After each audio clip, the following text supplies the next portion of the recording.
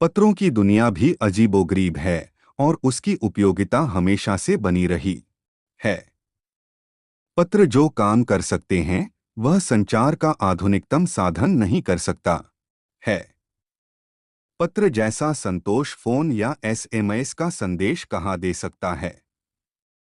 पत्र एक नया सिलसिला शुरू करते हैं और राजनीति, साहित्य तथा कला के क्षेत्रों में तमाम विवाद और नई घटनाओं की जड़ भी पत्र ही होते हैं। दुनिया का तमाम साहित्य पत्रों पर केंद्रित है और मानव सभ्यता के विकास में इन पत्रों ने अनूठी भूमिका निभाई है। पत्रों का भाव सब जगह एक सा है, भले ही अलग अलग हो।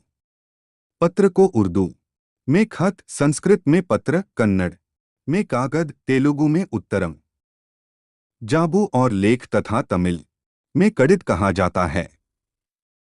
पत्र यादों को सहेज कर रखते हैं, इसमें किसी को कोई संदेह नहीं है। हर एक को अपनी पत्र लेखन कला है और हर एक के पत्रों का अपना दायरा। दुनिया भर में रोज करोड़ों पत्र एक दूसरे को तलाशते तमाम ठिकानों तक पहुंचते हैं।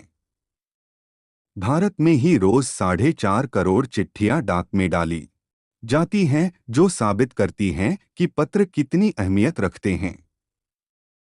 पंडित जवाहरलाल नेहरू ने सन 1953 में सही ही कहा था कि हजारों सालों तक संचार का साधन केवल हरकारे, रनर्स या फिर तेज घोड़े रहे हैं।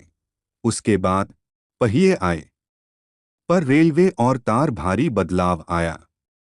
तार ने रेलों से भी तेज गति से संवाद पहुंचाने का सिलसिला शुरू किया। अब टेलीफोन, वायरलेस और आगे रेडार दुनिया बदल रहा है। पिछली शताब्दी में पत्र लेखन ने एक कला का रूप ले लिया। डाक व्यवस्था के सुधार के साथ पत्रों को सही दिशा देने के लिए विशेष प्रयास किए गए।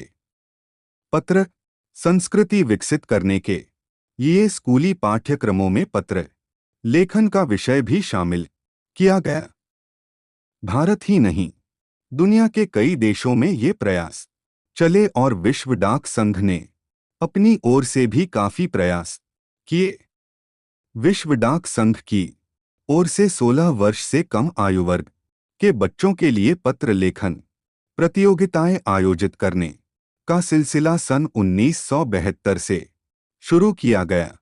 यह सही है कि खास तौर पर बड़े शहरों और महानगरों में संचार साधनों के तेज विकास तथा अन्य कारणों से पत्रों की आवाजाही प्रभावित हुई है, पर देहाती दुनिया आज भी चिट्ठियों से ही चल रही है। फैक्स, ईमेल, टेलीफोन तथा मोबाइल ने चिट्ठियों की तेजी को रोका है, पर व्यापारिक डाक की संख्या लगातार बढ़ रही है।